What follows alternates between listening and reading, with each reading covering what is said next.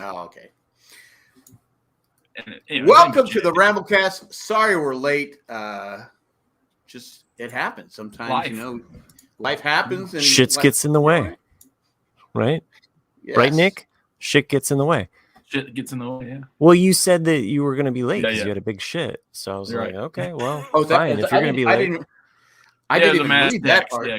Chris said I'm late, having a discussion with my child, and then Matt said I'm going to be late. I have a discussion with my wife, and I went, I'm going to be late. I'm taking a massive shit. So well, like I said, I was sitting here for like 3 minutes. I go, I can't believe I'm the only one here. Then I said, did we say Wednesday night? I'm old. I don't know. It could be, It could be Thursday. It could be Tuesday. So, yeah. So good to see you guys. I survived okay, the tornado wasn't that. But it was on the north side of our city. About that. Yeah. Oh yeah. So it was fairly close, and that was weird because it occurred right after I got off. Right after I got off. I'll just leave it at that. This other show that I do with Jack's son. I don't know if you've heard of that, but the one that takes the reason we had to record tonight is because you can't do tomorrow night. I don't know when Jay has to record, but he can't do tonight apparently. He's at La Miz, whatever that. Oh yeah, that's right. He was going to the Miserable. Miserable, yes. What if we just said it in the actual translation, right?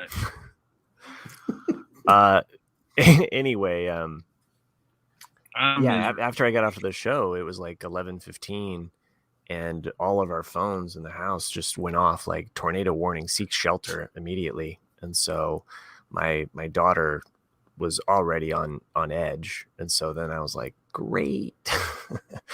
She was like, well, he did come downstairs. Okay. So yeah, he naturally just came down here. This is usually where that's good. You have a basement. Yeah, I'm recording from the shelter now. Everybody piled on the couch, and we put on HBO The World of Calm.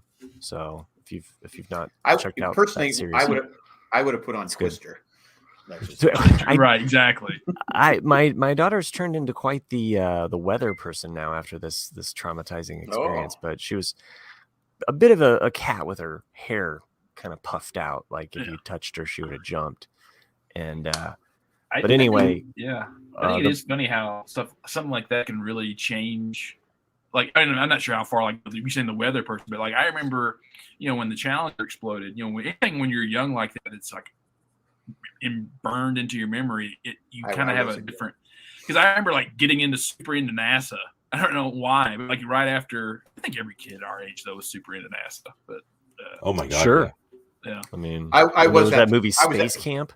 Yeah, the movie Space Camp, the Challenger explosion. Like there was so much NASA presence. Seems like every one of our generation also likes the Titanic for some reason because they discovered it in '87 or '86, whatever it was. So it was such a memory of like they found the ship. Like okay, well, and then James Cameron discovered it again. Yeah. So anyway, it was an F2. I found out that hit Whiteland, which is just on the north side of Franklin. Sounds like a pretty inclusive place. It does, doesn't it? So not to be confused with Whitestown, which no, is it Whitestown? Yeah, I think it's Whitestown. Also in Indiana, and we have a green wood. So we love all of the colorful. You have a green wood. Yeah, there's green wood. So this is how if you think about where Indianapolis is, okay, down just going straight down from it, there's Greenwood, there's Whiteland, and then there's Franklin. So, and that's anyway. Our power here in the city got knocked out, but we were fortunate in all of that. So all in all, feel pretty fortunate in all of it. But there was a lot of damage, and there was these they've put in these huge mega Amazon warehouse kind of buildings. They just keep going up everywhere, right? Yeah, everywhere. Yeah. So there's like 4 right in Whiteland. There's 4 brand new ones that they put up right by the highway. So if you're traveling 65, anybody in the area, one's fine. The next one, the finger of God just wiped off the face of the map. And then there's another one just fine, completely fine, So, and it's amazing how that stuff tornadoes just pop around, and it touches one thing and it won't touch the next. Right. It's crazy. So the one that went through where I was born, where I'm from, through the northwest part of Tennessee and Kentucky, where it killed all those people in the candle shop. Yes, the candle shop. Yeah. Where it came through in Tennessee, it went through our lake that's there, and you can I mean, it's still there to this day because it ripped all the trees out of the ground, but you can see where it hit, and then it just decided to go right along the edge of the lake, the coast part of it, and then it moved on. You're like, man, like, why would it choose to just go on the edge of the lake like that? It's spooky. It couldn't swim. Couldn't swim, yeah. And I think a lot of it has to do with the temperature too. You get that hot, cool front. I mean, a lot of times big cities, and they almost avoid it because they have a bit of a heat dome, from all of the cement, and so it causes, also just the buildings cause wind disruption. But anyway, that was my excitement. They're scary because we had one come through here about probably 10, 12 years ago, like a 5, I think, and it hit the rink. 5 is pretty rare though. I don't know what it was. It was one where I came home and my mom kept calling and calling, and I said, "What does she want?" She goes, I said, "Oh, I checked her voicemail. She said, "Oh, there's a tornado coming." And I said, when she called, "There's a tornado coming." She goes, "Shut up and turn on your TV." Well, it showed that this tornado was just coming through the state and just demolishing everything. It hit the rink. We had a lot of not a lot of damage, but it hit this mobile home park next to us and killed 4 people. Oh. And it knocked out our power, and we had really strong winds because I was home, and everyone's hiding in the bathroom. I'm on the porch watching it, but it was pretty one of those guys. I said, okay, I want to see a tornado. We just had, leaves were just right. It was a sea of leaves and everything like that. But yeah, I've seen it, and I don't want to see it again. Cheers to you, Randy.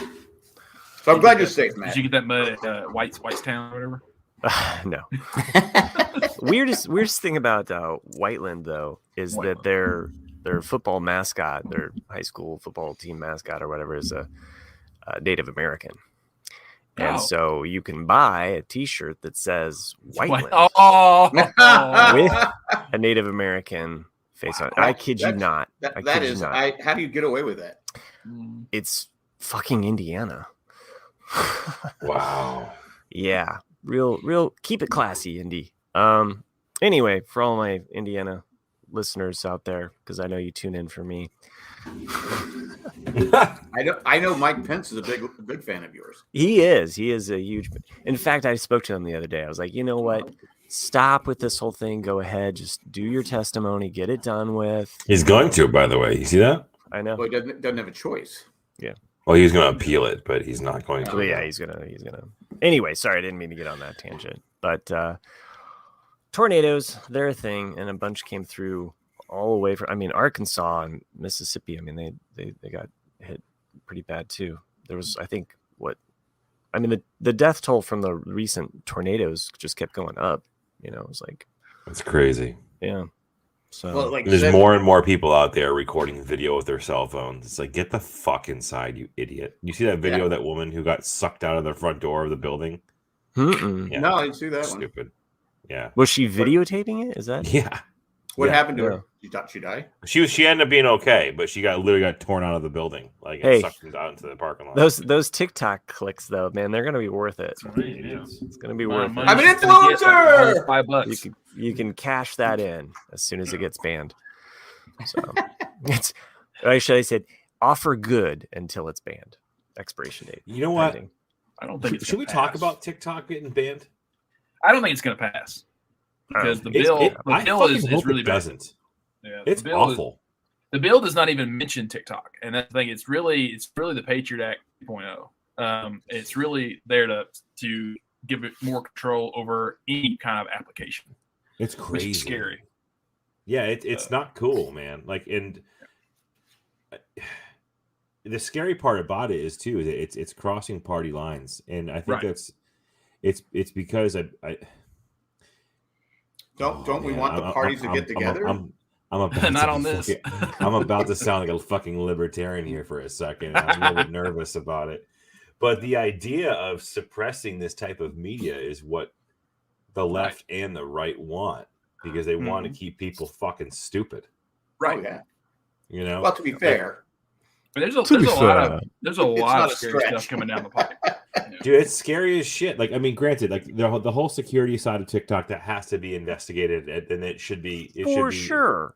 It should be kept an eye on. There's no doubt about that. But if they can tune into your 11-year-old platform or your 12-year-old, the idea of shutting down an entire platform because they don't want to have this third and fourth or fifth or sixth party view upon the world, because they want to have everything shaped to the vision of left and right, is fucking horseshit. And a great example of that, speaking of Tennessee, is the bullshit that's happening right now in the Tennessee state. Yeah, there's no major news coverage covering what's happening in Tennessee. What are you talking about? The Senate? Or are you talking about the Congress people? Yeah. And I don't terrifying. Well, I don't understand. Like, I have the Tennessee Constitution, and I read the section, but I'm not sure. Of course, you have. Yeah. Well, I'm a Tennessean, so I know. Our state constitution is not that much different than the U.S. Constitution, but because the three members of the House, Tennessee State House, from my understanding, just disrupted the floor with a bullhorn and protesting on the floor.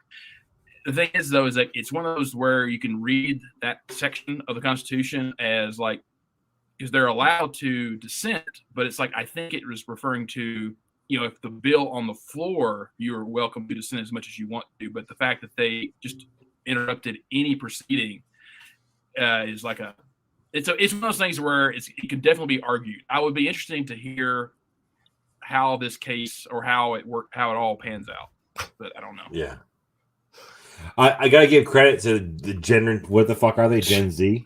I don't even know what generation we're on now, but I gotta give them credit. They're badasses going out there and standing up for what they believe in, and I'm quite honestly proud of the youngest generation that we've seen so far. It's a good showing. On a lighter note, my daughter did. My niece did commit to University of Tennessee Knoxville this past week. Nice. She'll be going to school there in the fall. Your School of Architecture. What? My niece. Your niece. Nice. Yeah. It's a good school. Nice. I mean, it's an interesting experience. She's definitely going to be wearing orange, the most hideous shade of orange. It's not going to win a national championship. She going to do that safety dance. Yeah. Well, she's super excited. That's always the joke, is that, we dress our athletes in orange. That way, they're prepared to go to prison. He said it. I don't know. Not whatever that means. Anywho, hopefully that I don't think that banning the app of TikTok is remotely close to the right thing to do. The thing about that is that it's like everything in the way that my brain works. In that, if you want to ban something, then prove why it should be banned. Don't just think, we need to ban it. You need to say I'll tell you why it's happening. Give me the case. Right? Yeah. Here's why it's happening. The amount of money that is being lobbied from Facebook is sickening. So the idea and the reason why Facebook Shorts YouTube Shorts and Facebook Clips or whatever the fuck they have, I don't even know. There's a monumental difference between the platforms. Whereas with TikTok, the creators it's more advantageous for TikTok creators to make money on the app based upon viewership, clicks, the length in which somebody is viewing your content before they swipe, etc.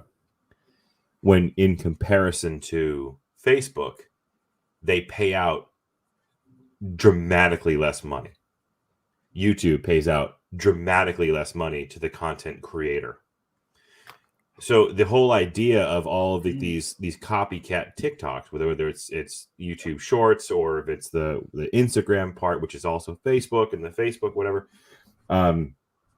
Facebook is trying to drive and YouTube is trying to drive the traffic away from TikTok because they want to be able to capture all that revenue from the users and not pay out to the content creators. and it's actually it's fucking disgusting, is what it is.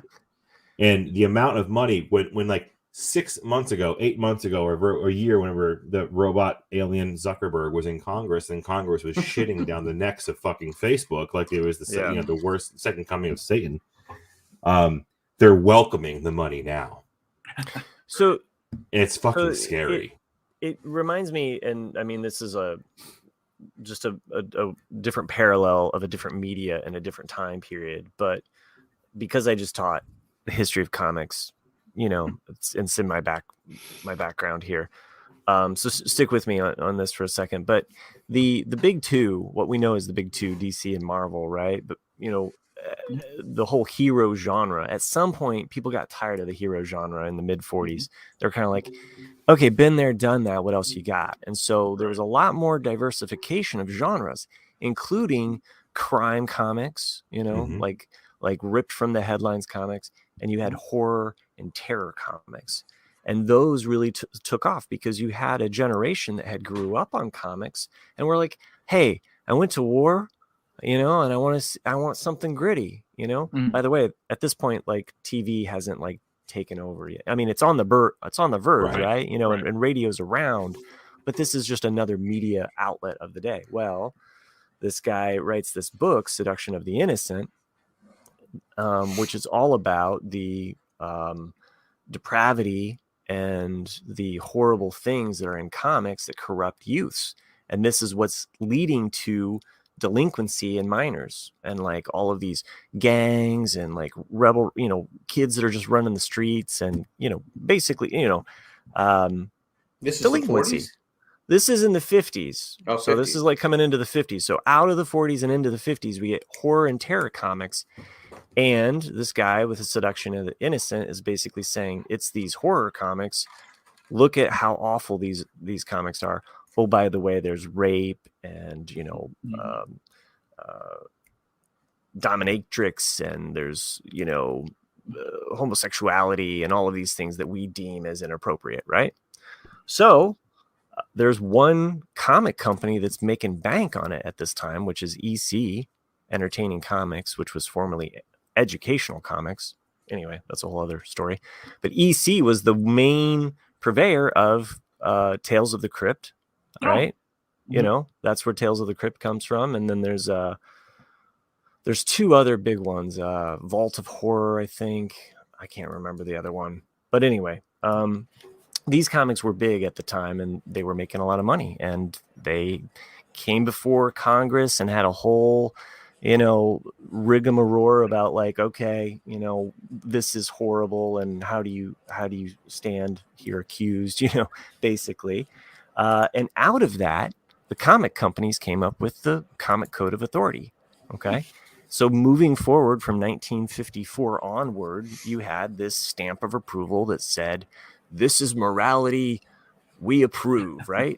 But all of the companies just agreed to this comic code. Some of the companies like Dell, who published Walt Disney, they were like, fuck that. We just make kid books anyway. We don't need your comic code, right? But all of the other ones had to subscribe to it. Well, in the comic code, specifically worded, comics cannot use the word horror or terror, mainly targeting EC Comics, so that EC Comics is like wedged out of some of the money. I mean, this is a tale as old as time. I mean, we see this with companies trying to manipulate morality and using some type of a study to kind of prop up, why we need to take action now to suppress this thing. Right. So, and the fear mongering. Yeah, it even goes back to music, with the perennial whatever advisory stickers, in the 80s. It's like, yep, exactly. Fuck off. Tipper Gore. Tipper Gore, right. Yeah. Same thing. Anyway, sorry to go on that tangent, but it just reminded me of that, Chris. Like that idea. Well, that's how you say it. That is the time. It's always about you watch any political race. It's always fear. Yeah, they're going to do this. They're going to take this from you. They're going to do this to you. It's always fear.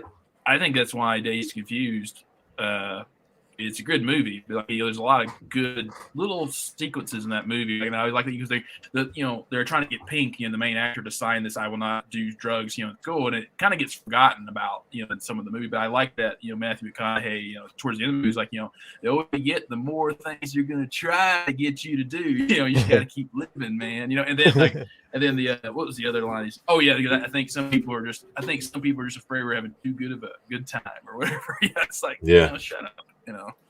But that's a good words to live by. Yeah, we all preach that we want freedom, but we only if you believe in our freedom. Yeah, it's bullshit. Yeah, well, that's the thing is, people, just like you're saying, Jack, it's always about fear. It's like, what you're finding your comfort zone, but then you want other people. I don't know, like I see it from, you hate to say the word both sides, but it is like everyone wants everyone to live by their rules. It's like, no, human beings are not that way. It's like, even things like with economics, people talk about economics, about how, like, dude, you can't sit there and say, we're all going to be equal. I was like, because you're not even equal within your own family. It was like, you went to college, or this person didn't go to college, and then you have two different lives. It's not that's possible, Mm-hmm. It's just, and that's the thing is, you can't talk logic with most people. They kind of get an idea stuck in their head, and they just want to jam it, and you're like, no. But, not to I think probably social media has made it worse. 10 times worse, 100 times worse. But you have to be. I think you also have to be smart enough to go, all right, that's just. I mean, the problem is our country's not fucking smart enough. Our country's stupid. Look, I'll see something, I'll go, what is that? And I'll just go, okay, fact check or Google. I go, okay, that's bullshit. No, most people don't do that, Jack. That's the problem. People believe what they see in front of them. I get it. I mean, that's why politicians, especially you look at the list of these people in office that are 80 years old, and they've been there for like 50 fucking years. I go, how? And when you watch any of these hearings, whether it's the Facebook hearing, TikTok hearing, and you have to listen to people try to fucking explain what Wi-Fi signals are. It's like, you're in the wrong fucking place, guy. Like, what are you even asking questions for? Get the fuck out of here. What? One other thing, just real quick, since we're on this tangent of being upset about things that they're trying to like suppress, the Mandalorian. Yeah, let's talk about. No. More. I haven't started yet, but you go ahead. No. More important than that, though, I really want to touch on this because my governor just signed something. I took a fucking corn shit earlier today that I had better quality than that fucking episode. I loved that episode, and shut your fucking mouth. You know the best thing about? Are you serious? I am. I'm dead serious. I loved that episode. You know the best of the season. Again, what's the best thing about corn shits? It comes out whole. But go ahead. I was trying to make a point about something, but whatever. So my governor today, I don't accept him as my governor, but our Indiana governor decided to sign in. And this is happening across the country, is suppressing trans rights, and I feel like it's just some knee jerk kind of like stick your head in the sand. You think that by suppressing, people like gays or trans, you think that it's just going to go away, or that these people don't exist, but they do, and they still exist. They've always existed. But the suppression of this is some just kind of ideological, backwards, like religious bullshit. And I'm just going to say that because it's just dumb. And religion ruins everything. Well, it's whatever they're using as their shield. It still doesn't beat do unto others. Everything. So, because that's bullshit when they say that. I mean, I know some religious people they believe. I mean, they're good people. But there's a lot of religious people that hide behind religion just as a shield, so they can be a dick. There's some of the most asshole. I mean, I don't want to name names, but there's people that are just fucking assholes. But I go to church in the name of God. I go to church every week. I'm a better person than you. No, you're not. You're a fucking asshole. And I don't get, if they're not hurting you, why do you care? John, why do you care? Says Chris is using his deep RCAD podcast voice. Yeah, it is. My voice dropped an octave this week. I don't know why. I don't know if it's long COVID or whatever it is, but like I've been talking like this for days. I did like Miami Mike said. I see someone say touchdown or fumble on Twitter, and I always have to fact check it. With what context? With what context? Well, I think he's making fun of me. Oh, I got that. Fumble. Hey, as long as I'm happy. That's Am I hurting anybody with my tweets? No. No. So get off my back. Did you ever get your account back? The original one that was okay. Yeah, like you never announced it. But. Did you get a blue check yet? Did you get? You paying $7? No, I got $8. No, I got that back. I said something. I got it back. Did you? Okay, I don't remember. Almost probably about 6-7 months ago. What? No, when did Musk take over? Probably about whenever he took over, I got it back. Really? Yeah, I should have never had. It should have never been. It should have never been. I mean, it happened right before it, if I remember correctly. Yeah, or right around the same time. Well, he was coming back at. Yeah, it was right around that. Yeah, and so long ago. What that happened? Was like freedom 20 of news speech cycles ago. 250 news cycles. You can. I used to say all the people. I mean, O.J. Simpson has a fucking account. I can't have one. I know. We were podcasting with you through it. Yeah. See. Well, I'm just stating a fact. Well, I've never killed anyone allegedly. That's good, Jack. Well, I make sure the gloves don't fit. Allegedly. So. That speed bump in on the interstate was a scary day, but yeah. Nick, like you, I went and saw Four cameras. John Wick. Yeah. Mm-hmm. Saw John Wick last week. Mm-hmm. Good movie. Yeah, it's good. It was not my favorite of the four, but no. It's got great reviews. I don't think it was amazing, but it's getting crazy good reviews. It was entertaining as hell. It's entertaining. Yeah, that's what it is, and that's what those movies are. They're just pure entertainment. They're unbelievable, but pure entertainment. Yeah, I mean, this one to me though, plot wise, was probably the weakest of the four because this was the one to me that it felt like a video game movie. It was just one thing to the next, to the next, to the next. And then the ending, which I liked, but I did, even though I love the Skarsgård family of actors, I felt that was the wrong casting for that role because he was, he's just kind of this little sniveling little whatever. I would have liked a better final boss at the end, even though I do love. He's a Skarsgård? Yeah, he's it. He's the guy who played it. Oh, no shit. Yeah. Okay. No shit. Get it? No shit. Yeah. Yeah. I mean, it was cool. I mean, I enjoyed it. It was time in which I don't mind spending that three hours in the theater because it was a long ass movie. But it was good. Yeah, it was long. Yeah. But I mean, the thing is that you actually start laughing at some of the absurdities in that movie, like especially the stairs scenes, and then they go tumbling down the stairs. Yeah, did you see that the post credit scene? Yes, I did. Yeah. Interesting take. Yeah, she's probably dead. No, you think? But I wonder. Like, I can't remember the actor's name. But the blind guy. It's like, God, like, are you being Star Wars? Star Wars, yeah. It's like, are you being typecast as the blind guy? That, Carl Weathers. Yeah, Carl Weathers. Yeah, Billy D. Yeah. So he is actually like a renowned stunt choreographer. Yes. Yeah, but he's not really blind though. That's what really cracks me up. Is like he's played a blind guy twice now. Wait, yeah. Should that be allowed? That's true. I actually was thinking about that. And truthfully, when I was saying wait, hold on a second, Chris. What did Bill Burr say? Go ahead. Thanks, Matt.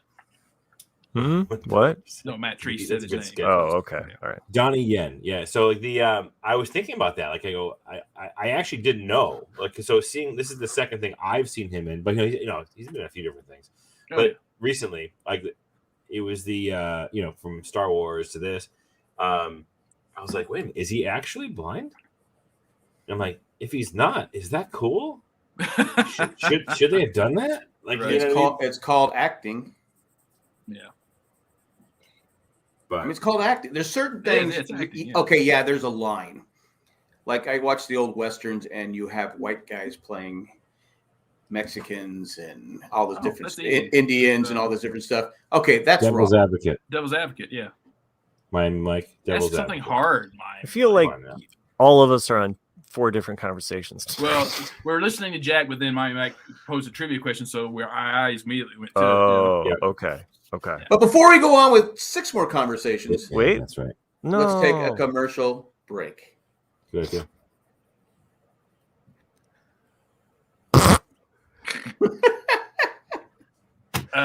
Welcome back. Well, Chris, do you want to do some shitting on Mando? Dude, Here, I'll take my views off. did you not watch it yet? No, I've seen it. I liked it.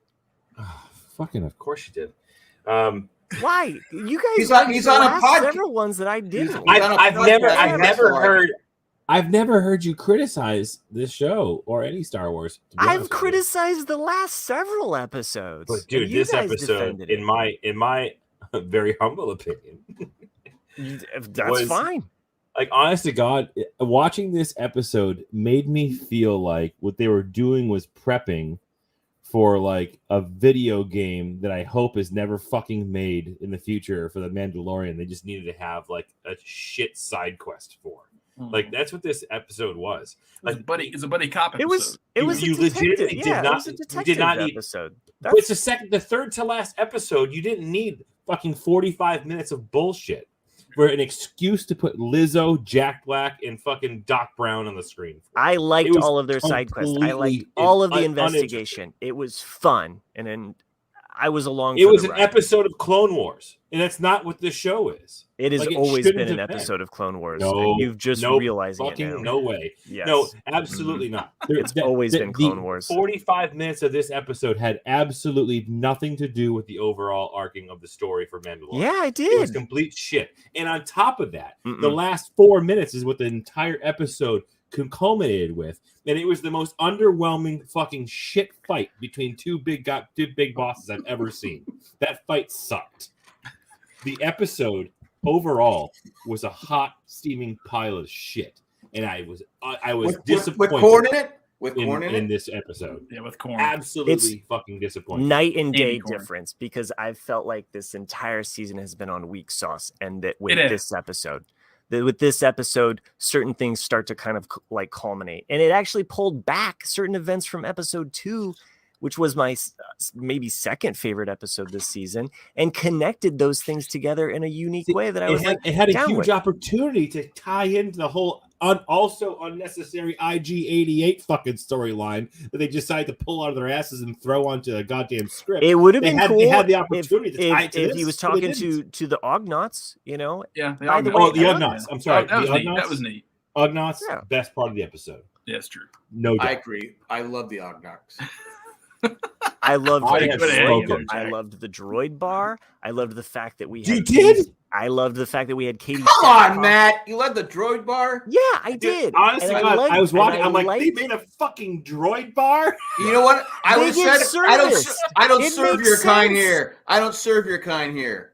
The whole society is a direct democracy, so they voted on these things as a public. Right or wrong, and it's meant to be this weird dystopian kind of universe. It was a cautionary tale of what not to do. It was also a very Wonderland-esque experience. I mean, I mean, like there were several Wonderland like references in it. Yeah, I actually wrote that to Chris. I was like, this feels like Alice in Wonderland meets Guardians of the Galaxy with Men in Black production. Like it didn't feel right to me as it just like what you just say that again. Say what you just said again. It was an Alice in Wonderland meets Men in Black. Yeah. Meets what? No, it was Alice in Wonderland meets Guardians of the Galaxy with Men in Black production. Just like the weird. Yeah. Anyway, that sounds terrible. Yeah. Sounds like steamy corn shit. Yeah, with candy corn shit. Yeah. Is that the title of the episode? Candy corn shit? Sure. No. Or steamy candy. As long as that is referring to the laws that are being thrown at transgender people and not the Mandalorian. I'm fine with it. John, the retired guy, says, I don't get too deep into the Star Wars episodes, but I did think the droid bar scene was just fine. I don't care if you think it was silly. I loved it. And I was there for it. They're being served fucking motor oil. Right. Yeah, it's fine. I loved it. No, Jack, you laugh, but that's actually what the fuck the scene was. Oh, really? Yeah. What is it that you want? Can I have a shot at STP? Okay. I think it did it still make STV? Unique, and it was fun. And if they introduced fucking robot midichlorians, dude, it was so stupid. For you and for a lot of other maybe people out there. God. Fine. You want dice with that? But what was did it play that? What was interesting to me about the political part of it, you're saying like it's supposed to be a democracy or like they're whatever.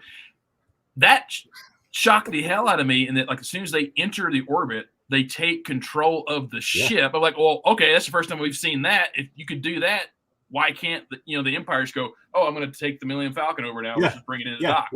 This invention of a planetary tractor beam, like right, the ability to take over a ship. Just because we haven't seen something doesn't mean that it exists. Right. Seriously, would we have to have everything regurgitated from all of the other movies? We can have new stuff. I had a question. I'm out. I have a question for you, Star Wars. I've got nothing else to say. And I have a question. Okay. How did the Empire? Because I was thinking about the other day. They had the How did Death Luke Star, get they his have all force? These no, wait. They had all these ships. They have all this. They have just tons of crap. Yeah. Where'd they get the money for all that? They're stealing it. Stealing from who? I mean, slave labor. They enslave labor. Yeah. Most people don't have any money, right? Well, they just take it. It's because it's all just take it. Yeah, they mine other planets. It's an empire. Okay, it's an empire. Okay. So like the colonial system, they just take. All right. I just had to ask that because I'm thinking, man, their taxes must be high. That's one of the things. Like that's one of the things that they were trying to do with the aesthetics of the prequel trilogy versus the original trilogy. Is that you look how everything is dirty and grimy in the original trilogy because it's supposed to be. They've all been colonized. Like no money is going into the system, whereas in the Republic system was shiny and new and clean because it's like people had their more freedom. But whatever. The Emperor. Matt. I'm sorry, Matt. Yeah, I think you're tired of hearing criticism. I am because I really am. However, I think you guys. You guys, hold on. Wait a minute. Love the last two episodes. No, wait. And I was you like, guys, I loved them. I think this season has been weak and it doesn't have it's kind of aimlessly. Yeah. However, whatever. John I'm trying to read a comment from one of the listeners, and John says the Darksaber has to. Oh wait, here you can have it. like the transfer of the Darksaber was the most bullshit transfer of the Darksaber. That part made sense to me because 2 of seasons worth of dedicated to saying the only way you can get rid of this Darksaber is to kill the person wielding it, and they built the entire season around that, only to go to Jack Black's playland. Maybe it's because when I watched episode 2 and I saw what she did and how she used the Darksaber, and I realized, oh hey, she actually has inherited it now because she defeated this other creature with it. Mm-hmm. It made sense to me, and when they revealed it in this, it made total sense. It did. Shit writing. I actually love the fact that it connects to the episode. Lazy writing. So yeah, I think it was lazy shit writing. Congrats. Fine. I don't care. I enjoyed it. It is what it is. I've got nothing else to say about it. Yeah. So yeah, I don't know. So what I was trying to say about didn't kill Gideon. Fair. I thought that was an interesting, almost just the system. I thought was an interesting cautionary tale, in that if you look at it from a certain point of view, dollar. Oh, nice you did there.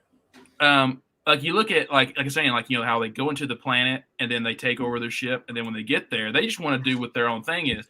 And so far for this democracy, though, they aren't. They have no freedom of will. They're just taken directly to Jack Black, and the Queen.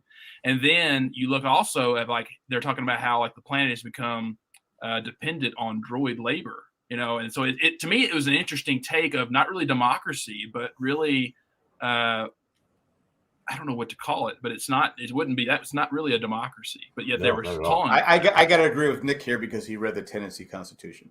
I got to back him. Yeah. That's one of the neat things. That's actually mad at me. I have nothing else to say about it. I just you were mad at me. I was having. I haven't seen it yet. So I can't take a side. I don't think it was a shit episode.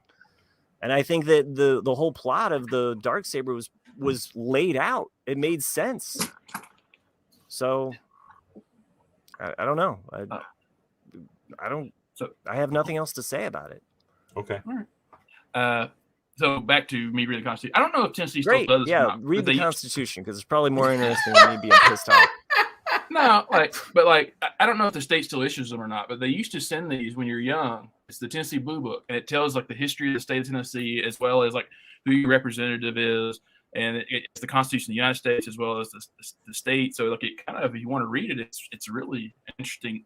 That's how they. Well, okay. To be fair, that's how they brainwash you. If it has history, they send it out to all of the kids at a very young age before they can decide. They read that book and they're like, "I got it. I'm now." Do they have in there? It's not really brainwashing to read the actual Constitution. You know? I don't know what's in there, man. I don't know what's in there. Does it have in there that Peyton Manning? Does it have in there Peyton Manning never won a national championship? No, this is before this. This was his junior year when this book was issued. So, how they write up 1865. Well, Tennessee was actually in the United States in 1865, so. It had already been taken over. They didn't have a choice. Yeah, the Tennessee was the only Confederate state that was not under the Reconstruction government system because it had already been occupied for the majority of the war anyhow. You know, Indiana was the only Confederate state to be actually called the Union. So, and if you understand what I'm saying, Indiana is the most northern state from the South. The Midwest is an interesting area for sure. Is it? Yeah, no. Hey, it carried Parks and Rec for how many years? Their humor. It's true. Yeah. Anyhow, I feel like we've just Matt fucking hates me tonight. He's just steaming. I have nothing else to say. I don't know. Maybe I should just leave now. Hey, we could talk about my Aztecs. Or not. I don't get mad at college kids. I'm sorry. I just can't do it. They gave it their all. It's heartbreaking. I felt bad. These kids were so emotional after the game, but they just were going against a team that was better. I mean, they pulled within 5. I'm like going, oh, are they going to do it again? No. So anyway, I remember when the Butler Bulldogs lost, and they were playing in Indianapolis, and they lost to some North Carolina shit team. Fuck those assholes. Yeah, I don't. It was heartbreaking. That game made me more. Like I said, this wasn't even the best on paper. This wasn't even the best Aztec team of all time, right. And I'm like going, they're just overachieving. I mean, it's just beat at number 1 seeded Alabama. They were just playing great ball, but they just didn't match up well against UConn. UConn was just bigger and stronger. What I thought was interesting about this year's tournament was that the traditional schools that you think of that are basketball schools, like none of them were hardly in the tournament this year. You know, there was no Duke, there was no Kentucky. It was just like, what the hell? Because there's more balance now, I think, because a lot of schools can go out and get the top players. They can. I mean, especially with transfer protocol, where people can say, because the coaches have been able to leave forever. Say, I can go here, I can go here, I can go here. But the players were always tied to that team. You know, they had to sit out a season. Now they don't have to sit out a season. They just go play wherever they want. It's interesting. Like about 3 or 4 weeks ago, sports betting became legal in Massachusetts. Wow. And I have very intentionally not even looked at an app or downloaded an app to do so, because it's all like every app out there is targeting ads on every social media platform to get your $100 bonus buy-in or $200 whatever it is. Right. I have so many people I work with that are flat out addicted to sports betting now. People are up, people are down. It's going to be a bad thing for people in the state. Great for the state from a tax perspective, but it's really real bad for people who can't handle their sports betting and gambling. It's tough because it gets addicting. I mean, yeah. But I've never been one. I had a bookie one point, but I was like $100 something up. I put it all on the Chargers on the Super Bowl, getting 18.5 points. They couldn't even cover the 18.5 points. I saw a funny short video today. I should have sent it to you guys. It was like, what if Forrest Gump had been made in this past decade, and like the only ones I remember was like I went to the Super Bowl and there was this old man playing quarterback, Tom Brady, and then it said, what was the other one that was real funny? Oh, it was like, and then Jenny wrote me and said she got a job at a fan factory because it says only fans. So I guess that's all they sell. That's good. I learned something a while ago that Tom Hanks, his voice is the kid, because that's how the kid spoke. The young Forrest Gump.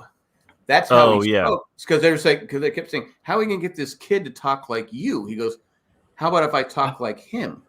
And so he got like hundreds of cassette tapes, he said, and learned to talk like the kid. Kid was from Mississippi, and so what he did is he learned to talk like the kid. Huh. And so he goes, that would be perfect as Forrest Gump. So instead of changing the kid around, let me do it. And so that's how he came up with the voice. It was. Now, how did they get that much tape of the kid? Like, and what is he talking about the whole time? Well, what he did, Tom Hanks would spend time talking with him and record the conversation. Oh, okay. And so he would practice his voice, and that's how Johnny. And so that's how he would get the. He's just like, say this word again and again. I don't like the Mandalorian. So something like that. Really, Jack? I mean, too soon? I just don't want to talk about it anymore. Anyway, I learned that. I thought it was fascinating, and I thought I would share that with the world today.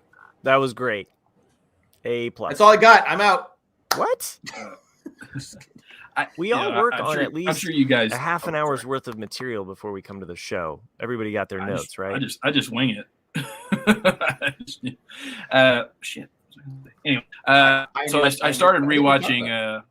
I started rewatching Better Call Saul now because after I finished, I was like, well, might as well rewatch it again because I was happy to see that now on Netflix it says that season 6 will be released on Netflix April 18th or 17th, so I can finally watch the last season of Better Call Saul. But it is funny now that I'm rewatching it, after seeing Breaking Bad, like how much other stuff I'm picking up because it's like as you're watching it, not knowing Breaking Bad, it's like you just accept it for what it is. Didn't we tell you to watch Breaking Bad first? You guys told me to watch Breaking Bad first, but I said no. I want to actually do the Star Wars method. Like, what if I start with the prequels before I went to the original trilogy to do an experiment? And I liked it. I liked watching it first. Like we said last week, Machete could watch season 1 through 5, then watch Breaking Bad, come back and watch season 6 of Better Call Saul. And I think it's great. I mean, the way I did it. I know some people would not agree with me. Probably mad or I'm not going to agree with you just for the for the sake of it.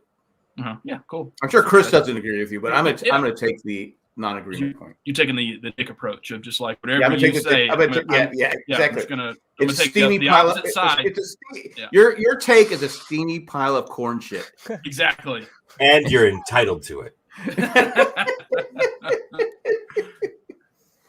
I still haven't seen Better Call Saul personally. Oh, it's good. Actually, it's like really, really good. I only finished 3 seasons, but seasons 1 through 3, like I said, I think are really great because the story there is that he is really just he's been shit on by his brother his entire life, and like in some ways he's trying to seek his brother's approval, but his brother hates him in a way, even though his brother takes care of him. He takes care of his brother, and it's just this back and forth, and then his brother has phobias. He doesn't like light. Electricity. Electricity. That's what it is. It's but not, to be fair, I think he sees the potential in Saul, but Saul takes the easy way out. And that's what it is. And that's what his brother doesn't like. He knows that Saul is probably a better lawyer than he is. Yeah, I think. Saul takes the easy way out. It's a combination of two things. Yes, like his brother, because his brother is older than him, than Saul. He worked hard his entire life to get where he's at, and he's successful. Chris Gordon says, I thought it went downhill when Saul took the Darksaber from his brother Jimmy. In combat. Chris, I think what you're missing there is the motor oil. The subtle plot point. I love. Okay. This is going to be the rest of the night. We're just going to talk. Nah. In fact, next week we're just going to come back to it again.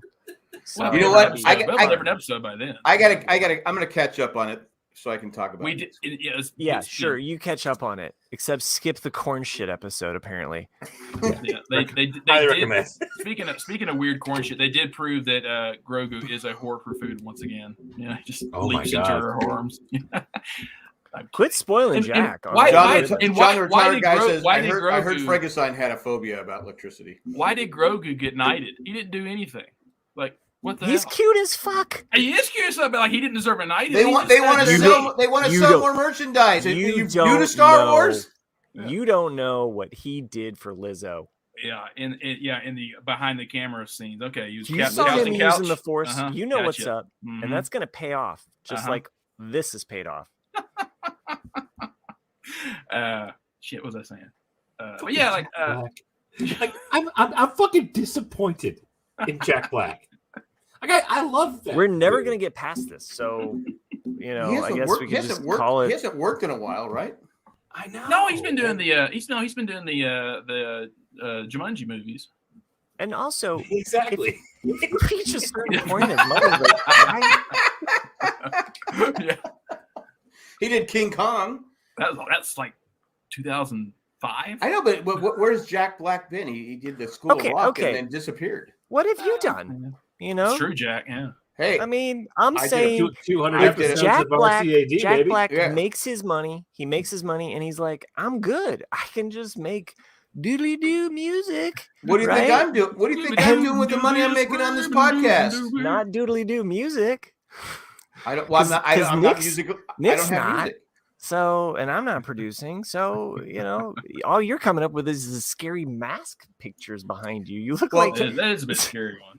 Yeah. That's a goalie before they had the mask in the NHL. I thought that was the guy that Chris hit.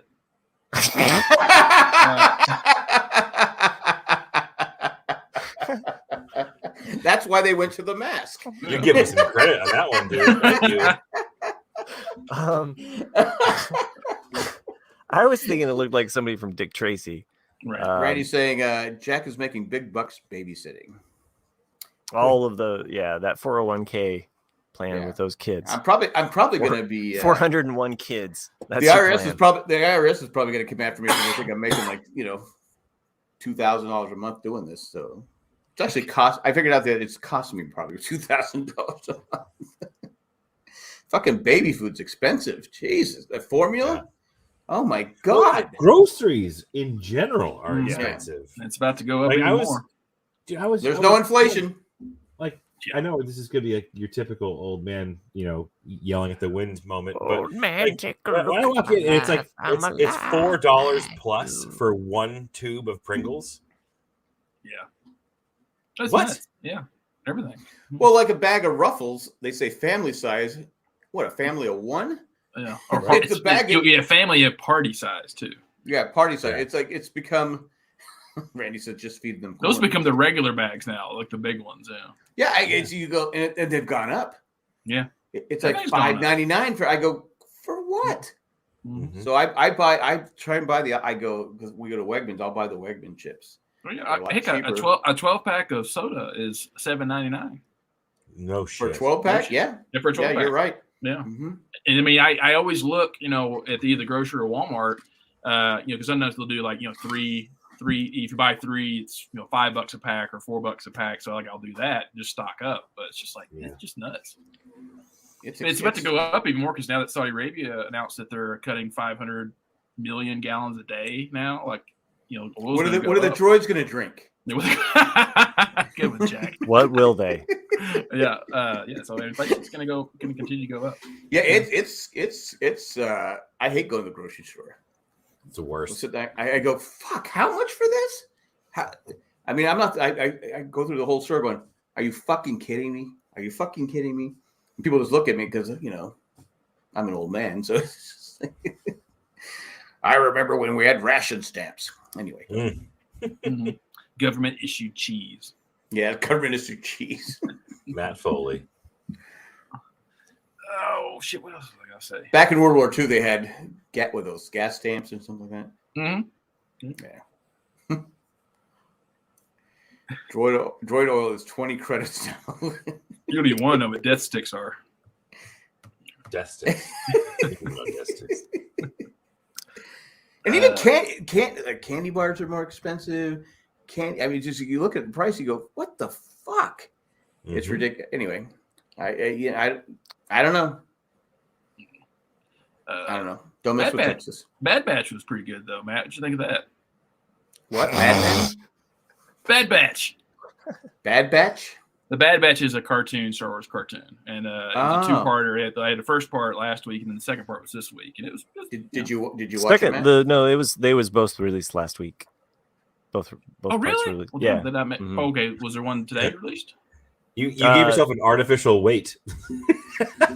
They released. You forced yourself to wait a week to watch this part. They released the last two. He couldn't get over the. Okay. Well, then I just wasn't paying attention then. Okay, but yeah, I thought that was good. It finished strong. Yeah. So, I'm a little twist there at the end. Yeah. I mean, it's funny because I was like, I knew there was a relationship there because I had heard the accent from like I mean, it's really subtle, but it's in the episode prior to that, and you're like, wait a second, and I was starting to kind of like suspect some things, but no, I'm excited about the two characters that are now in a certain place, and seeing them and what can happen with that storyline. I'm being very general. You really think the one character is gone? I don't think so. I think no way they kill off Bugs Bunny. Right.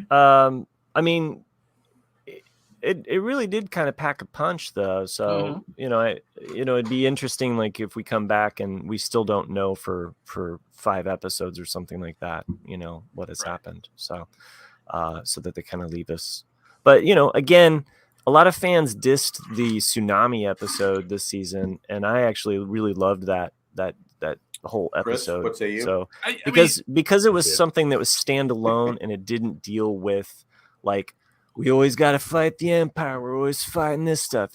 You need a moment for this thing to breathe and to have space and for the characters to live, and I loved that for that. Yeah, moment. I mean, I agree that that you definitely breathe their episodes, but I liked the concept of them getting possibly getting a home. A home.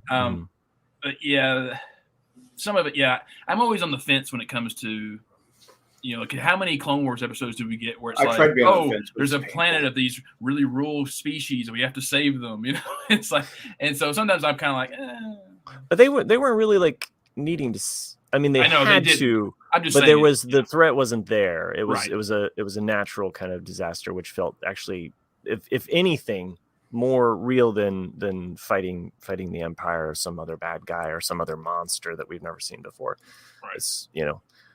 It's actually quite unusual to see heroes in Star Wars to battle any elements just naturally. I mean, we saw it in Empire. But we also saw a whole war take place on Hoth. So, for the most part, they're just kind of coexisting with their environment. So, cool. I know one thing I wanted to bring up because we didn't talk about it because Chris was gone. I know that Chris finished the show I recommended, the Kaminsky Method. I mean, they were talking. Oh, Ted Lasso, yeah, and Ted Lasso as well. We could talk, but the Kaminsky Method because I know Chris finally finished all 3 seasons of that, and then I haven't finished today's episode of Ted Lasso. But really, okay. I haven't started tonight's episode of Ted Lasso. Yeah. Okay. Well, that's appointment watching with the wife. Yes. That I was fortunate enough. I came home from work and we all just kind of sat down to watch both shows and got to enjoy those. So, but I've enjoyed Ted Lasso this season quite a bit. I mean, if this is how can you not enjoy it? I think this is the end. I mean, well, it's definitely. I think they've said at least for this cast, it's probably the final. But I still say because I felt so bad for Ted Lasso last week. Oh my God, yeah. When he called. And, yeah. I don't want to spoil people, but it's like oh my God, the wedding counselor, his marriage counselor. Yeah, and then you have what's the name of the star player? Drago. Zava. And it's just like he's just so amazing. And I get Chris, you were saying there's no way they could go from first to worst, but I think it's gonna. I still They think did an interesting fast forward in the episode, right? I don't know if you guys caught that. They did a real interesting 6-week fast forward of now he's Zava's been part of this team for 2 months. You know what I mean? So it's interesting how they did that, but they went the opposite direction than I thought, and they're top of the rankings right now. That's cool.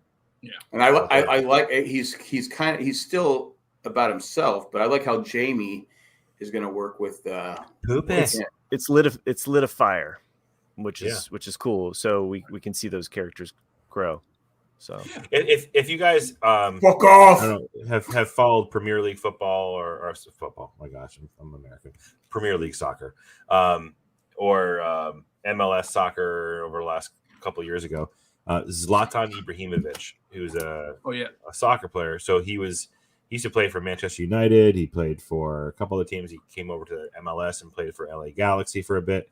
But I'm assuming that they drew from him for this character. Let me. Max actually said it is. You said that last week, and I couldn't. Max actually said it's a combo of two different characters. Abrama, would you say? What was his name? Zlatan Ibrahimovic. Yeah, Ibrahimovic and Cantona. Okay. So he said he's a mix between those two actual soccer players is the character. Yeah. But the attitude and the sass and the you're welcome type of thing. Like Zlatan is the dude who, when he came to play for LA Galaxy, at the end of his Premier League career, he came to retire in the United States to play for American League Soccer. Who's he, Pele? LeBron James sent Zlatan a jersey to welcome him to Los Angeles. And Zlatan fucking signed it and sent it back to him. Nice. That's legitimately what he did. He actually signed the jersey and sent it back to LeBron. Oh, that is awesome. He's an absolute character. He's like a WWF character playing soccer, but without the physicality. But I'm sure LeBron James was hurt, but because he has a major ego, right? Oh yeah, absolutely. But I was going to say it's San Diego's close to getting a men's team because we have the San Diego Wave, which is a female team, and they're drawing 30,000 people a game. I have Alex Morgan. You guys know Alex Morgan, right? Mm-hmm. Yeah. She's on the team and a Padre fan. So, yeah, if they can get 30, I'm not diminishing women's soccer, but that's a lot of fans. The U.S. women's. Oh, they're much better. They're amazing. Yeah, they're and fun to Women's watch. World Cup is coming this summer, so looking forward to that.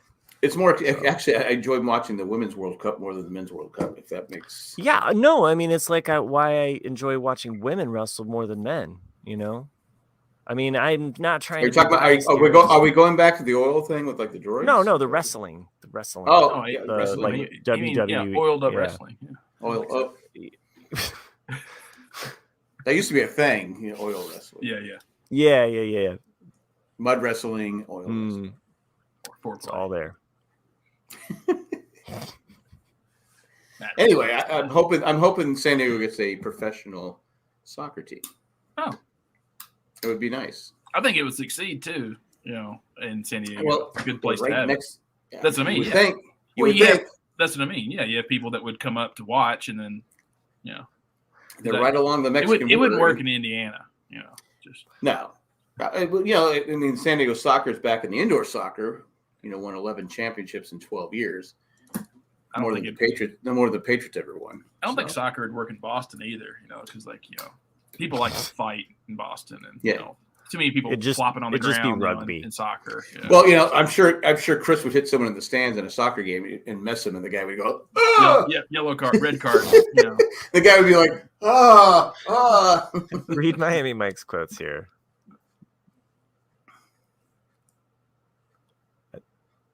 I thought Chris. I'm sorry. These are the Zlatan quotes. So, did you buy your fiance a present? What do you mean present? She got Zlatan. Or one time, he goes, a journalist asked Bosnian basketball player Nihad Dedovic if he was related to Zlatan Ibrahimovic. Dedovic said, "No, my father's never been to Sweden."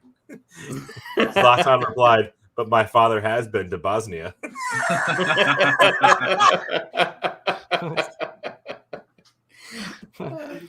He's just a badass. He's an absolute entertainer. The guy's amazing. He's hated by many people, but he's funny as hell. Well, as long as he's do happy. You think Zlatan is a influence or an inspiration for Zava, the character? Yeah, I think you said that. Yeah, that's absolutely like 1,000%. Like he even looks like him. It's kind of funny. Okay. I'm curious to see how the character will play out this season, but so glad we got so much more Ted Lasso to go. So yeah, going to be sad when it's over. I bet he doesn't make it through the season. Yeah, I bet he leaves. You know, that would be my prediction. I've been saying that for a while. I think he's basically said it. I think he's gonna go back to Kansas City. Is that where he's from? Oh no, I'm in Zava. Like, Zava, I think Ted Lasso leaves before the season's over. I think that when they actually need Zava to be a team player for once and try something different, he's going to resist, and it's going to cause a lot of friction between Ted and him. And I don't know. I mean, I'm just guessing here, but that's. Well, I think that's where Jamie. Becomes I think there's also a potential. Yeah. I really think in this episode too, they were setting up this aspect of. Oh, never mind. I can't talk about this week's episode. Fuck. Well, maybe Roy Kent comes back and plays. I was like, oh, Roy's going to say something, but I don't know. Anyway, well, didn't Roy like pop his knee in that last time he played? Like he. Yeah. No, I think he has surgery. You can put a Band-Aid on it. Put some dirt on it. Yeah. Poopeh. The Poopeh. My family and we've talked about. Oh yeah, just like the sewer. Yeah, you get to live. Just let it flow. It's where like the poopy goes. It's where the poopy goes. Why'd you bring us here? Poopeh. Oh, that was a pretty elaborate system, wasn't it? I mean, it was pretty. I was expecting the pink slime to be coming. I was thinking a little more like the Willy Wonka and the Chocolate Factory. Oh, maybe that boat would come through and. No idea where you're going. Let's go get that everlasting gobstopper. God damn shit. Wow, I thought this episode was shitty. Before. I want some fizzy lifting drink. Tune in would you drink the fizzy lifting drink? It was shit, but you could fly in the air. I am out. Sure. I am totally out on this. This is like you've taken this in a really gross. Oh come on! It's a gross. It was in the show. Ted Lasso. Wait, that's a valid question though. Would you take the fizzy drink if you had shit when you did it? If you knew it was just from shit. Oh, if you knew it was from shit. No. You wouldn't fly. One time you could fly. You got to drink the shit, and you can fly. No. I would do it. Nope. One time, no. I would do it. Not. Does the same rules to apply? So you have to burp in order to come back down. So then you just burp. Just burping shit out. No, you have to fart. You have to fart. Could you imagine the smell of the fart produced from you eating shit? If you look closely, I think we broke Matt this week. By the way, if you look closely, you can see the wires on Charlie. Oh yeah, around. I mean, you see it on his. I go, come on, man. We're not even trying to hide it. I mean, to be fair, Jack, you don't have to look closely. They're plain as day. I think even though I love the original Willy Wonka and the Chocolate Factory, it's a classic. But it's definitely there's so many times where I've debated on that movie of like his grandparents are like 60 years old and he hasn't gotten up in 40 or was it 20 years. So he basically got to 40 and said, fuck it, I'm just gonna lay in the bed. And that room stunk. It did. God, yeah. I mean, is Charlie changing the diapers? Yeah. Wait, there's no golden ticket. There's no golden ticket here. Yeah. Fucking gross. Gee, Grandpa Joe, when was the last time we changed your diaper? Whoa. Yeah. Then he hops his ass up out of that bed pretty quick at the chance to go to a candy shop. Well, free candy. I can give that everlasting gobstopper that's made out of wood. That's why it lasts forever. It's fucking wood. Yeah. He doesn't want to take his mom. Not his mom who makes the cabbage and does the laundry and works her ass off. No, I'm gonna take Grandpa Joe. Well, she's got to keep. Hold on a second. To be fair, she has to keep working. What does Grandpa Joe have to do? Yeah. Eat shit. That's it. Eat shit, pee. That's all he's got to do. I think it's official. Episode 204. We broke the show. We had a good run. We survived COVID, but we couldn't get. Who's your favorite kid other than Charlie? Who's your favorite kid on Willy Wonka and the Chocolate Factory? TV kid. Yeah, probably. TV kid. Mike. TV Mike. Oh, Mike TV. Mike. I don't know. I mean, they're all horrible, but yeah, probably. Not Augusta. Oh, I didn't Nobody eat the likes chocolate. Augusta. No. I guess I'd go Veruca Salt, at least just for that band name. Yeah, So. well, that's good. Yeah, she also has the best song too. The I Want It Now. That's. I met the guy that played her dad. Really? Yeah. Oh. I was in San Diego. I was in Pacific Beach. I think he lived there. And I kept looking at him and went, where do I know this guy from? I go, living off the royalties. I talked. We were outside a taco shop or something like that. And I was talking to him. Oh, nice. And he goes, yeah, it was real shit as they were going through this. Well, I'd always read that scene, the boat just scene, when you brought Matt back into the conversation, you were trying to push him right back out. I've learned two of Matt's real soft spots this week: the Which Mandalorian and shit. No, I just. I think he's done with the Mandalorian. I think that's what pushed him over the top. Poopeh? Come on, everyone talks about shit. What else have we watched this week? I've been watching Perry Mason. I gotta say, I'm not as excited about season 2 as I was season 1. Oh, that's right there. I was like, it's good. It's good, but I'm struggling. I'm watching it. It's good. It's entertaining. It's good writing, but I'm struggling with the whole thing. If that makes sense. Miami. Is there a dark saber? Right.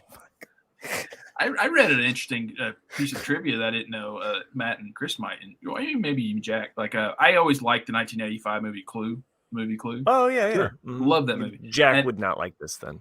But I didn't know that originally Carrie Fisher was going to play Miss Scarlet, but she was in rehab, so she had to back out of the role. No shit. Okay. All right. I just thought that You know what I learned today? I saw Clue once. That's it. I love Clue. It's so good. Yeah. Here's an interesting bit of trivia that I learned today: that we are all older than Bill Lumbergh was when Office Space came out. Damn. Wow. He was 41. Wow. Well, that's what I said that to you the day Bill about Lumbergh? Tom Hanks. Is he the guy Lumbergh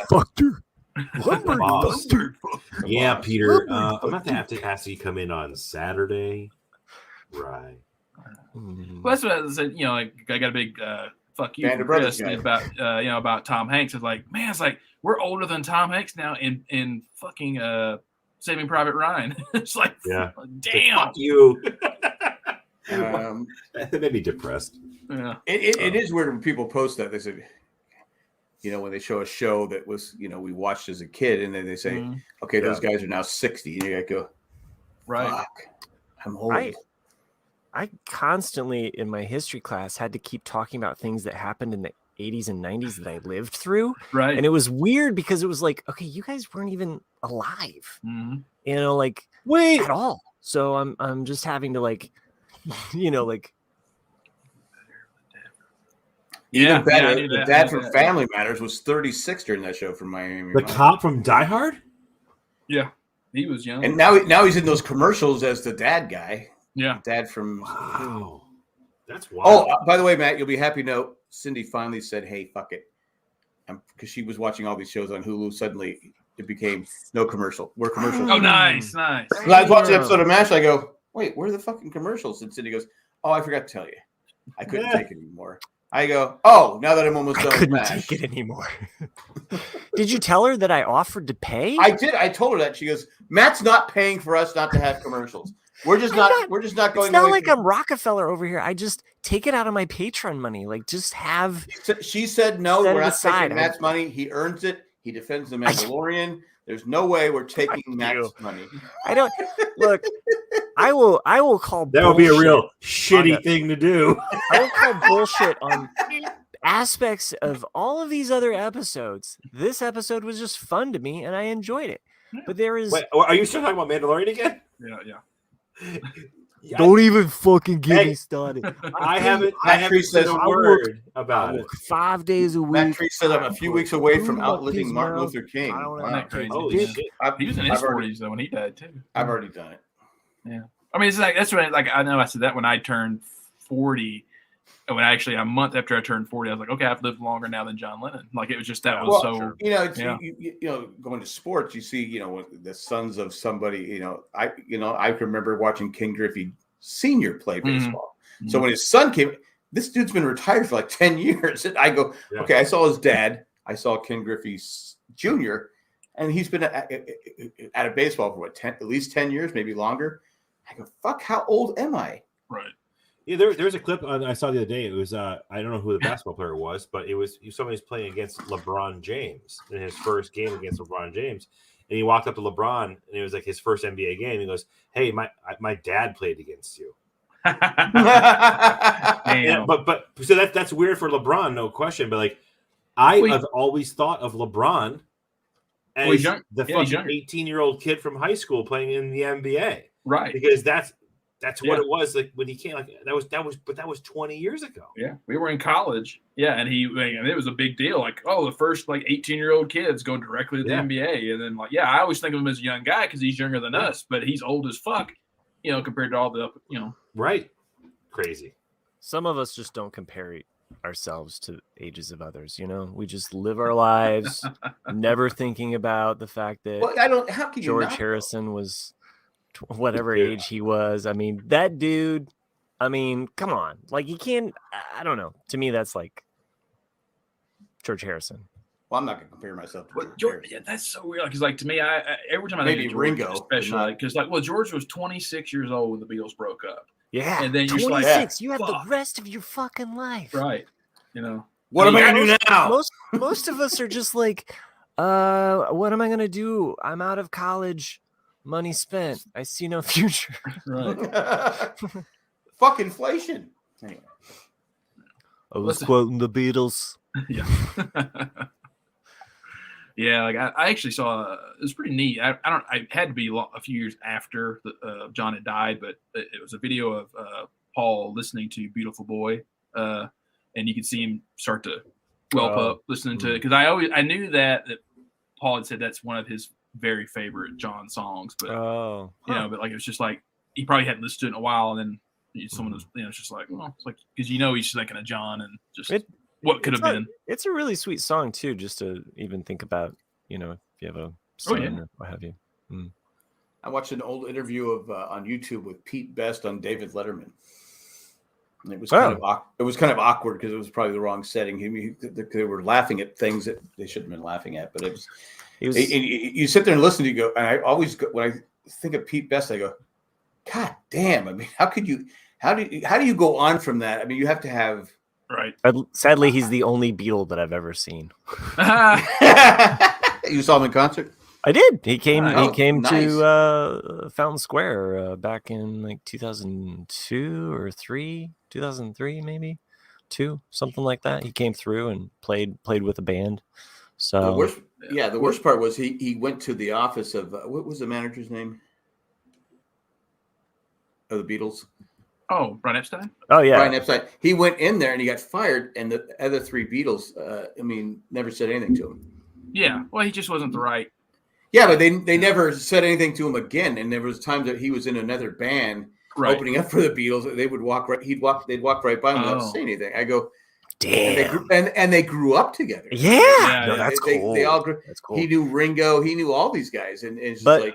I think I had always heard the rumor, and Nick, maybe you can correct me on this, but that Pete Best actually got more action. Oh yeah, I'd read that. Yeah, and that John didn't like it. Yeah, that's from Pete Best. He says that he didn't say in this interview, but I've heard other interviews where he said they were jealous because I was better. Well, wouldn't you say that though if you got cut from the Beatles? Well, they were jealous of me because I was.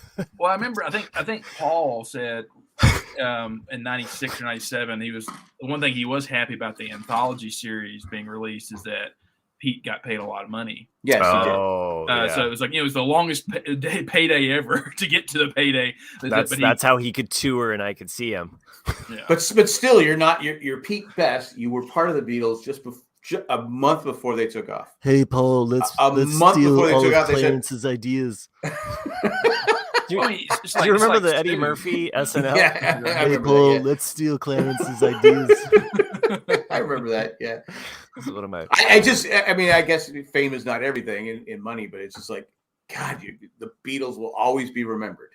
Oh, yeah. Always. As long as the earth is still here, they will always, and Pete Best, nobody will remember Pete Best, but they'll remember the Fab Four. Well, I mean, that's what's sad is that there's a whole lot of young people today. Like I remember, all they know is Yoko Ono, and you're like, they know Yoko, but no, it's like that is not her best song. The look on Chuck Berry's face, he's like, "What? What the fuck is going on here? What are you fucking doing to me, John? I can't get laid if she doesn't sing." John's like, "You still gotta fuck her, man. Come on." I'm high as a kite. It sounds good to me. Yeah. Well, that's what's if you listen to "Don't Let Me Down," I think, or it's one of the Let It Be songs. Fuck me over. You can actually hear at the very end of the track her doing it, going like, but like thank God whoever's the engineer like turned it all the way down. But it isn't. It's very faint, but you can hear it. This one goes to -11. And yeah. Matt Treese, and knowing what Chuck Berry was into. His career was started with Marvin Berry. Right? I was surprised. I was surprised to there was a interview on the Dana Carvey and David Spade podcast with Garrett Morris, and I was surprised to learn like he was addicted to cocaine like way into like the aughts. Like he was battling his cocaine addiction all the way. I mean, that long, so it was, I think he didn't kick it until like 2009. No, like I don't think he kicked it until like 2009 or something late into the aughts. You're like, holy shit, man. And you're still alive. Yeah. So he never got the exposure on Saturday Night Live he should have. Well, it was an all-star cast, but he even talks in the in that interview. You can check it out. But I think he mentions like how he didn't go to a lot of the after parties because he had like basically 2 girls waiting for him and a bunch of cocaine after the show was over. Oh, nice. So that was cocaine. he wasn't really hanging out, and the only time Belushi ever came around was to get cocaine, or to see if he had any, and. What actor? So, who? What's that? Garrett Morris. Garrett Morris and John Belushi, because they were on SNL together. And, right. Yeah. I mean, that original cast is a who's who of television. Mm-hmm. Well, and just even the whole saga with Chevy, and everything that happens with that. The Chevy interview on the Dana Carvey, David Spade, it's the Fly on the Wall podcast. That one is pretty interesting because Chevy is just so lucid in some ways. Like he's just kind of, and at some point his wife mentions that he had a stroke, and so there's some things that he's not remembering. He's not. I saw him on Bill Maher's podcast. He was still funny though. I mean, it's like it's he still had that spark and that wit, but he would say things, and you're like, whoa, what are you? Yeah. So that's a. Well, I remember seeing something where he was talking about the fight we had with Bill Murray. After the thing, and he goes, Bill Murray. He goes. I did boxing. Chevy Chase. He goes, I did some boxing. He goes. So basically, he said he kicked Bill Murray's ass, but he goes because Bill Murray can be a dick too. It's like whose side do you take? I mean, everyone loves Bill Murray, but Bill Murray can be an asshole too. So. Sure.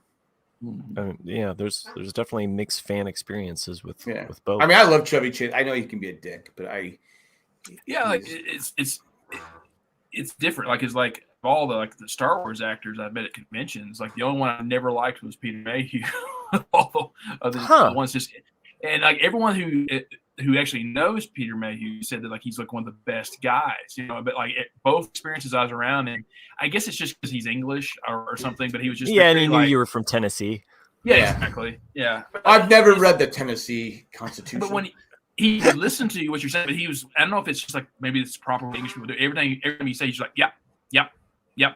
And I'm like, are you, what are you doing? And he was just, to me, he felt he was very short. Like he just kind of like, I don't really care what you have to say. He's really tall, man. Do you think sometimes, do you think sometimes those actors are like going, I can't believe I'm doing this? Miami Mike, who you're referring to as an asshole. He's referring to Peter Mayhew. It could be Chevy though. I don't know. Oh, sure. Anyway, but yeah, like every Star Wars actor I've met, it's been great. I'm actually thinking about going down to the Denver convention this July because Hayden Christensen is going to be there. And really? They're actually going to. Chevy actually will be there too. Really? Chevy Chase? Chevy Chase will be there. Really? As well as like 3 actors from The Office and I wonder who from The Office. Christopher Lloyd's going to be there. Oh, it's Marty. It's I never go yell at him for me. Huh? What's up? Go yell at Christopher Lloyd for me. It's Stan the man. Stanley? Man. Oh yeah, Stanley. Okay, yeah. You're talking about The Office? Yeah, The Office. Yeah, but Stanley is going to be there, as well as the one that always the actress that always flashes one or the other. Oh yeah, Meredith. Oh, yeah. Meredith will be there, and what's her name? There's it's another actress, I can't remember her name, but one with glasses, older lady, I think. Phyllis. Phyllis. Yeah. Phyllis, did you know that? Did you know that Phyllis was a St. Louis Cardinal cheerleader? I did not know that. She was a St. Louis Cardinal cheerleader. She's also footballer. I'm not making this up. No, I believe you, because she also she can do like belly dancing, or she does like some burlesque dancing, like she had done burlesque. Mm-hmm. She did burlesque, and then she became she was the assistant to the casting director, and then they liked how she read with the other actors, and so that's how she got the role. Pulled Harrison Ford. Yeah, pretty much. And funny thing about Meredith is that her dad had like mailed her a letter after the show is out, and I just got a letter. It was basically like, please keep your clothes on, because she was like, she just thought that was like the funniest thing, that she was, like that was his response to like that. Maybe it wasn't a letter, maybe it was like just a one-off, but it's in the Office Ladies podcast. They talked to her about that Meredith says that her dad, his only comment to her, whether it came in a letter, I don't know why I think it's in a letter, but yeah, it was back in the when Office came out, 2004. Yeah, right. Yeah, probably. Well, it could have been an email. Now that. Well, no, but I mean, like I don't know why. Like, I think her dad was old school and sent her a letter, or maybe he just made a remark. It's foggy. I've squeezed out that information to put other information in my brain.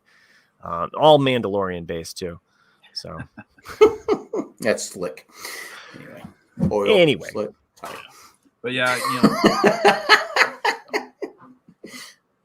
I got you. Hey, thank you. I even said it, but you took your move.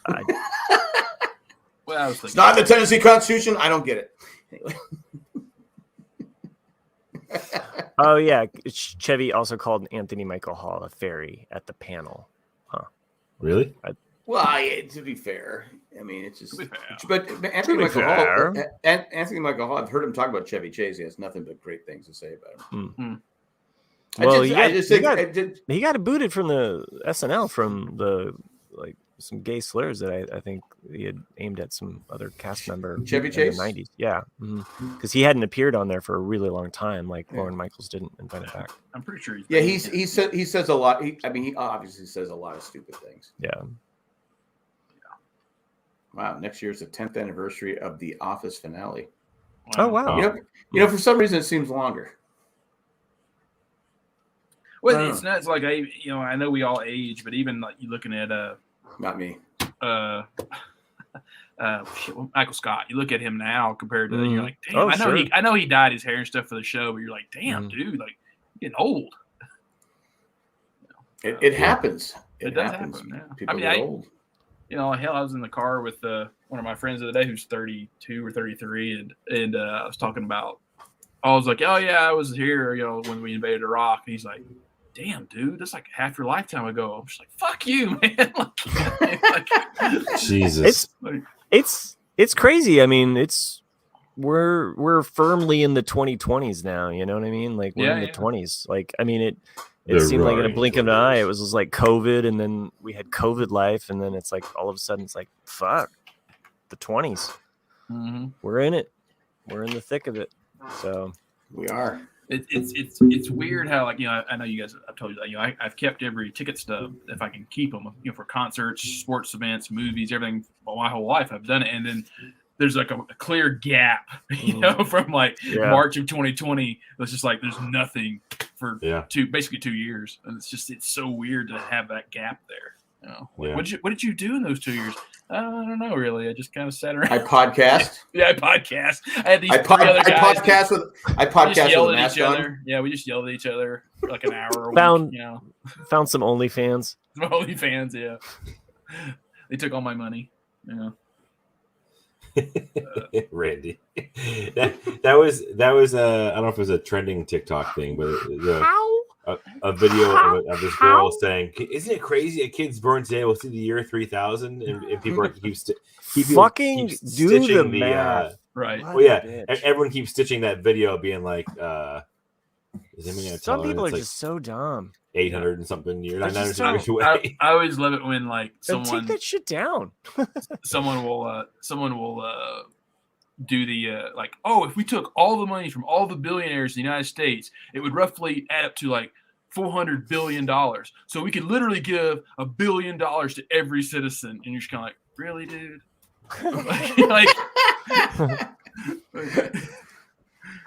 I'd be okay with it. But it's just the fact that math is hard. Yeah, math is hard. I know. Cindy and I started saying, okay, all right, we have a 6th grandkid on the way. Should be here within a month, and we're going. I just hope I see them all graduate high school. Aww. I mean, I hope I see them go. I go. I want to see at least. I go. I want to be a great grandfather. Yeah. I go. So hopefully Zach marries young. You're like, come on, Zach. Come on, Zach. You want to get a girl pregnant? Really? You can do it. Get a girl pregnant. I mean, come on.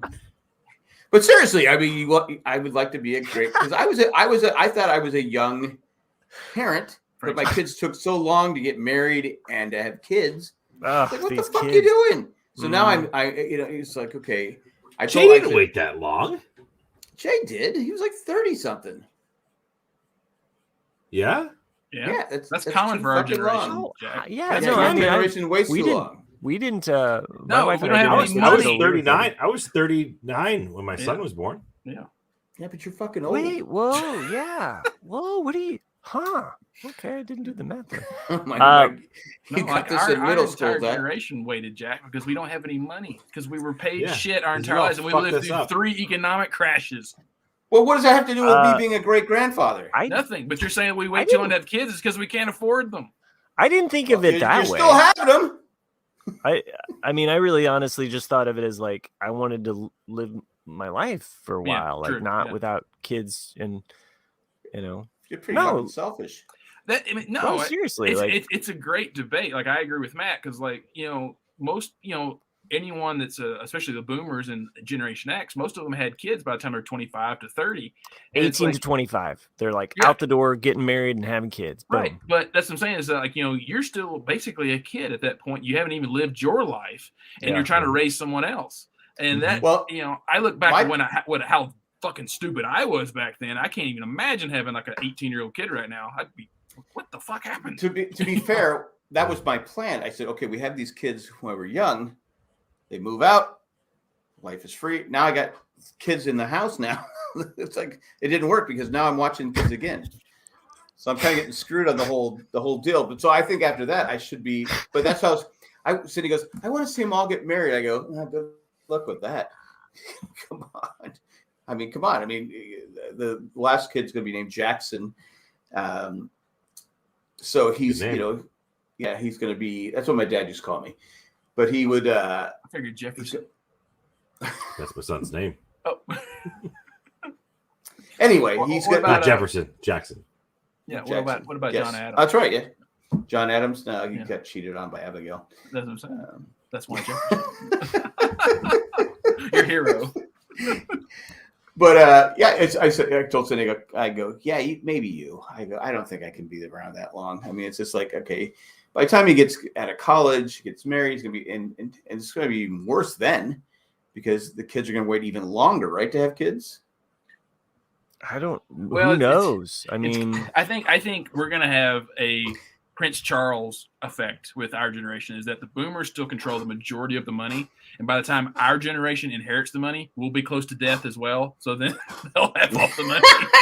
You know that Queen Elizabeth was hoping, she didn't want Charles to be the king. Yeah, she was like, I gotta hang on. I think Charles killed her myself. I'm just throwing it out there. just dead-legged her down the stairs. She goes, she's never gonna die. He laced her corgi. Well, I think she's putting her face in that corgi. So, well, that's what, like my mom, I know, has like a good life insurance policy, and she's always like, well, when I go, like, you're gonna be okay. And I'm like, Mom, all of your side of the family lived to be 100 years old. It's like, I'm gonna be like 80 something by the time. Time to go to Thailand. Like, exactly. Yeah. Time to finally buck down and get a girl pregnant. You aren't gonna die. Time to find myself some legal. I don't know why you're talking like an old Jimmy Carter, but I assume you're on a Tennessee ranch with peanuts and finding a woman. I do declare, Nick, it is time. Like, these Georgia, girls are coming by, like all like fancying you. He's from Georgia, yeah. You said a Michael Scott moment there, Matt. I do declare. Murder! There has been a murder. No, Jim, they need this. Johnny. Anyway, I just imagining that you're 80, and then that's when all of the poontang starts coming around for you. She's not dead. She moved to Canada.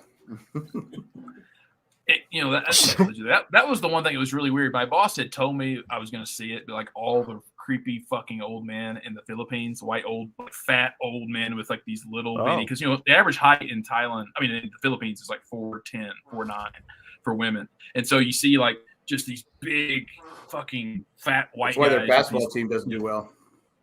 But yeah, it was weird. Yeah, that was a bit weird. Yeah, that's really creepy. No, he's doing is the I think, I gotta did you see that? I didn't even know what that was. I mean, it's like going. I meant the Philippines, but yeah, I saw it in the Philippines.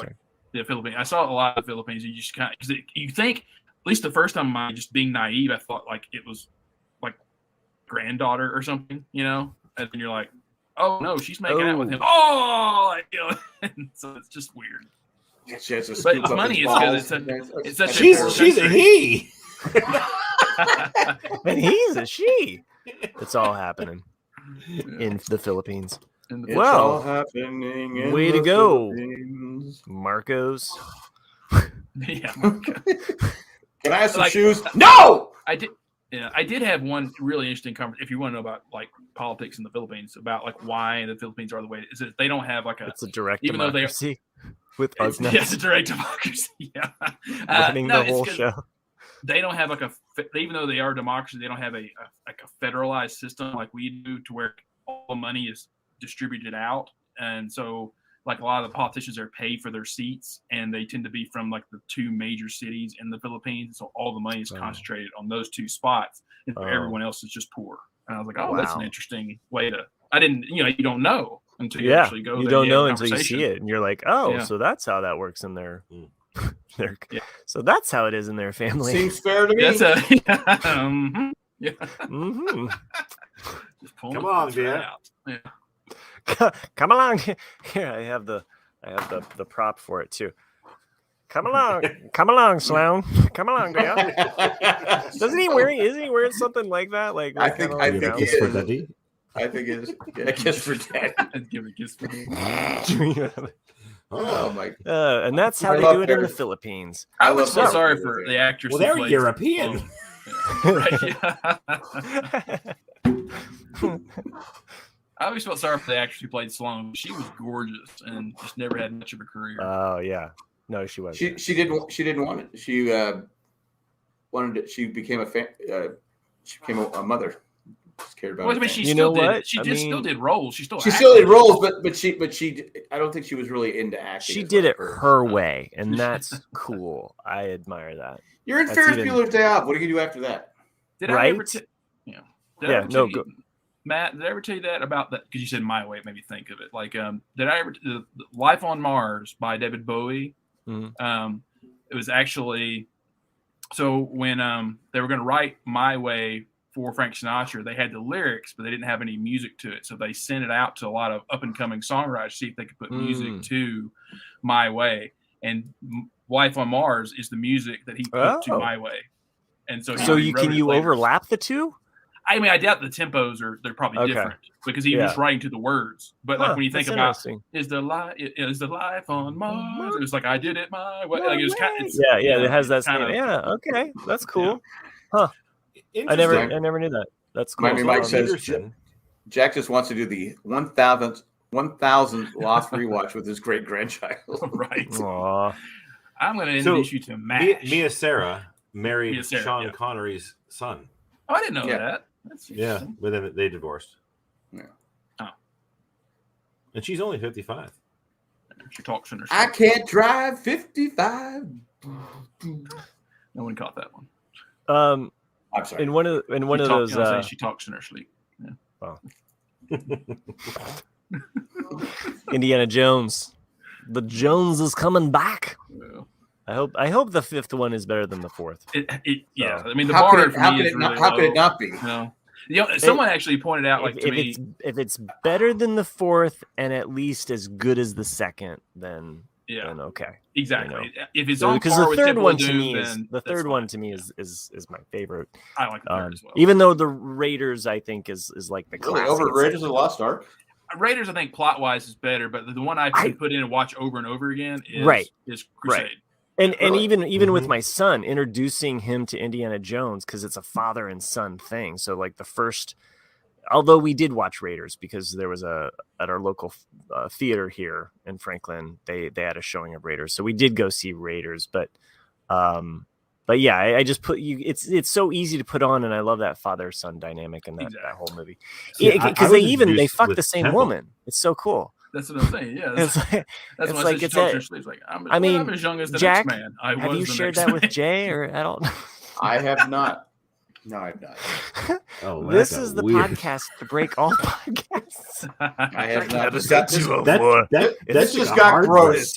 It's gonna be a great show. I'm telling you, you haven't heard anything like this. Yeah, I'm not sure if it was you guys or someone else I was talking about. Like, the only thing this person I was talking with that they don't want is for the new Indiana Jones movies. They didn't want it to be like a series of like flashbacks, like with the Dial of Destiny of like him sitting around in the 60s and then like reliving things he did, I was like, no, like that would just be really shitty. No, I want to see him. Yeah. I want to see him as an old Indiana Jones go back in time and, talk to young Indiana Jones, and like have this like weird, like, hey, you look good. Yeah, you look good too. Well, there's a scene, I've seen the preview of it. The scene where you know how the ball Raiders of the Lost Ark coming down? He's in a walker trying to get away.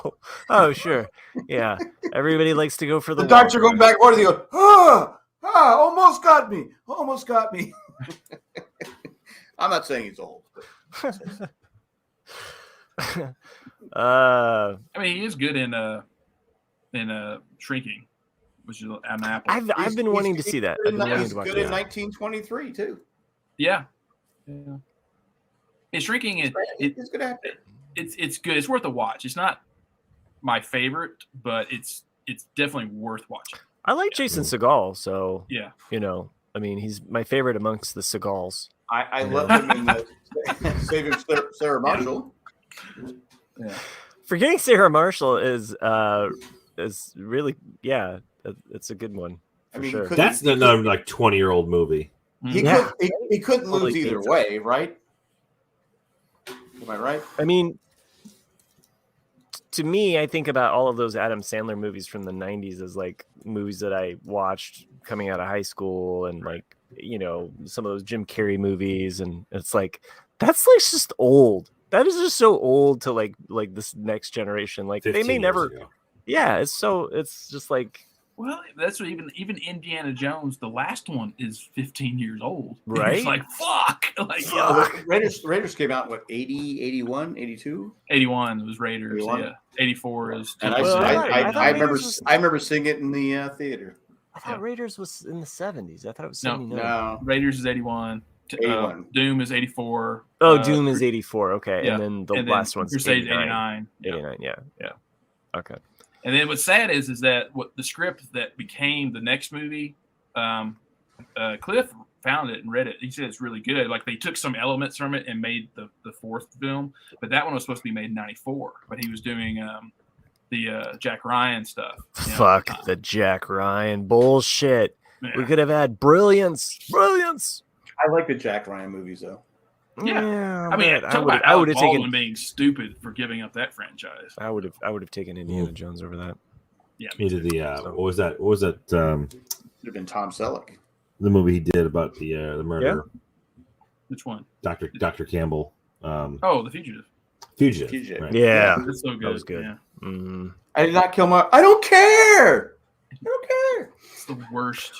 That would be an interesting versus like best Yeah. Harrison Ford movie, you know, because I mean, like there's so many, excluding Star Wars. I mean, because Star Wars, I think would just 6 be Days, 7 Nights. Yeah. Witness. Yeah, I was like, Witness was like.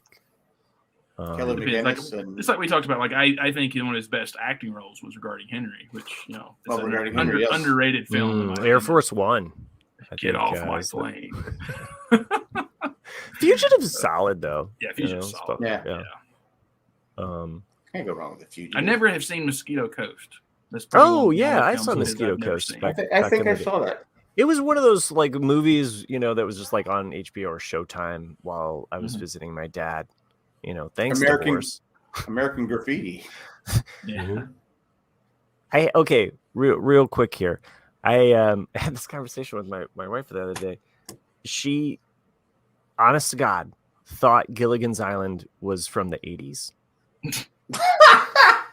Well, they did make a movie in the 80s. I was like, I think. Yeah, they were with the Globetrotters or something. I was like, it's from the 60s. Like, it was like the first episode's in black and white. Right. Well, I didn't know. And I was like, okay, fine, whatever. Yeah, that show transitioned into color while on the air. She had a valid point. Like Annie Griffith. Yeah.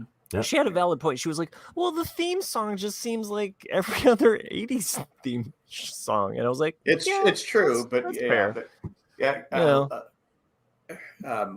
Gilligan's Island was taken off the air because of Gunsmoke. They moved Gunsmoke into their slot, and they just said, all right, we're done. Because it had been picked up.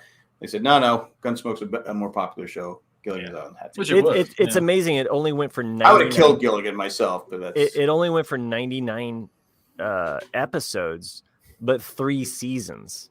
Damn. Look at Star Trek. 3 seasons. 3 seasons on a 5-year mission. They used to record like 33, 34 episodes a season.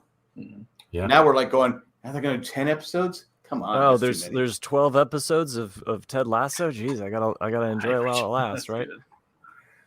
So that's why those old shows can syndicate, even though they were only on for 3 years, 4 years, because there's so many episodes. We got 974 episodes to air.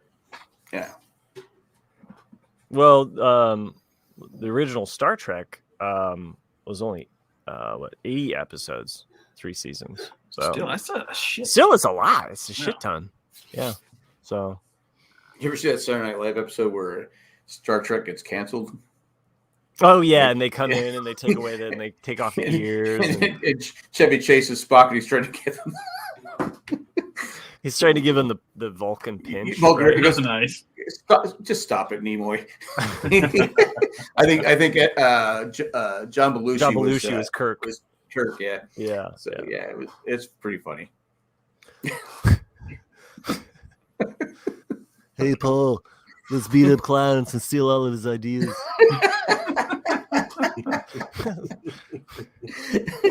If nobody knows what I'm talking about, go watch. I know exactly what you're watch talking the Eddie Murphy, Clarence, Beatles, SNL. Just Google search that. It's hilarious as fuck.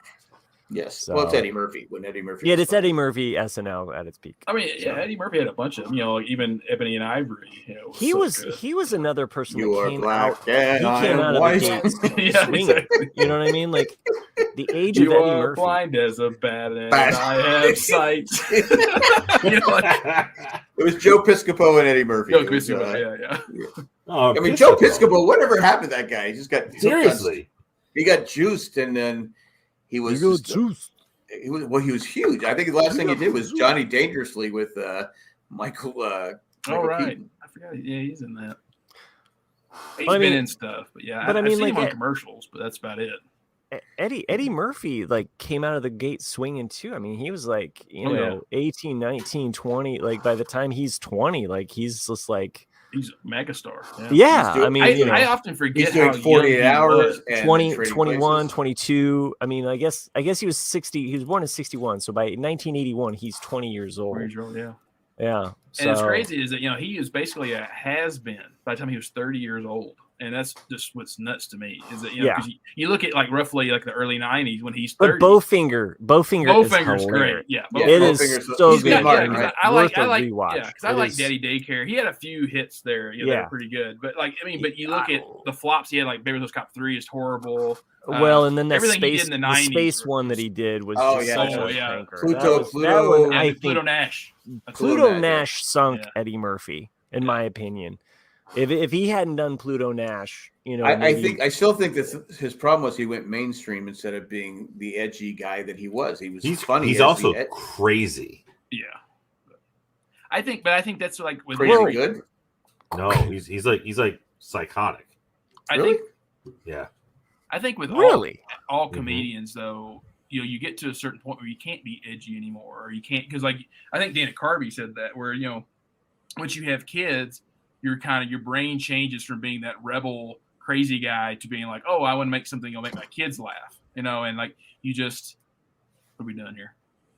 Oh yeah, because you look at Mike Myers, and he was on fire in the 90s, and everything he's made since is just shit. Same as Adam Sandler. It's just plus times change. If you don't go with it, I didn't mind the Netflix shows with what's her name? I haven't watched any of them, so yeah. I haven't watched the newest one on Netflix, but I watched the first one. And then he also had Grown Ups, which was huge. So whether or not you like Grown Ups or not, it was huge. So, but yeah. I don't mean to shit all over Adam Sandler, but because he's definitely had his peaks and valleys, but sure. Because he's proven made a lot of money. That he can act if he wants to, but he just doesn't try a lot of times. Well, you made that much money, you just do what you want, right? I mean, you have a podcast. You have a what? That's why I do this podcast. Yeah, right. Jack might remember it better than me, but I do remember that season of Survivor years ago when Jack and Jill came out, and they let the winners of one of the challenges in Survivor watch a pre-screening of Jack and Jill. And all of them came out. All the people got to see it were like, it's so good. I'm such a fan of Adam Sandler. And then you're just like, man, you're like, you've got to praise it. You've got to say it's good. Yeah. It's like when they have Applebee's. Applebee's, that's my favorite restaurant. Right. Come on. I know Applebee's isn't anyone's favorite restaurant. But it was on Survivor. Yeah. I could probably narrow down the last date I was in an actual Applebee's, and it was because somebody else took me there to have steak, of all things. Yeah. I'll say this though, I haven't been there for years, but their beer pretzels are excellent. Beer batter pretzels. There you Shirley says stamp of approval. PepsiCo. PepsiCo Piscopo is currently a morning show host in New York area AM radio station. And then read the next one. Read the next one. Where are we at here? Really? Last, John says last search for Chris job for Mandalorian. See, the thing is, so they caught me. They caught me looking at a different window on the screen because I was trying to pull up another individual. Let me clarify one iota here, okay? For the listeners that can't see the chat. At this time, we're going to take a commercial break. Fuck you. Fuck off in your fucking commercial. I don't give a fuck about whatever's being said next. I had to do one. I had to. All right. Anywho, one go ahead. One. Just one. Are we going back to for all of the listeners that can't see, John has been pining with a deep set rock hard on in the chat for the last 20 minutes, just trying to bait us to talk about the fucking Mandalorian again. I mean, he has been like, he's probably jizzing in his pants right now, exploding all over the screen because we're actually talking about the Mandalorian all over the screen. And his comment. But thank you, John. Thanks for contributing. Cheerio. And thanks for everybody that joins us live. And jizzes all over the screen. I appreciate it. We feel your presence. I hope I don't feel it. Oh, I'm sorry. Did I have any fucks left to give? I guess not. Oh. What? I can't be mean, Matt. I can't be negative, Matt. You can be negative, mean, Matt. You can be negative, mean, Matt. You can be whatever you want to be, Matt. I don't have your own persona. Call me from now on. Just call me. We don't discriminate here. No. You Great. want to be a dick? You have your own opinion. It's okay. Wow. Okay. Let's get back to that shit talk. Next, Chris, John the Retired Guy says, next Chris search, how to deal with hostile podcasting.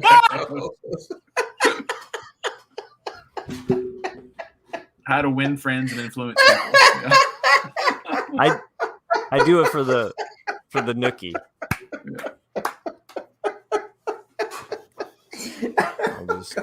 I'll see myself out. Like I love the last.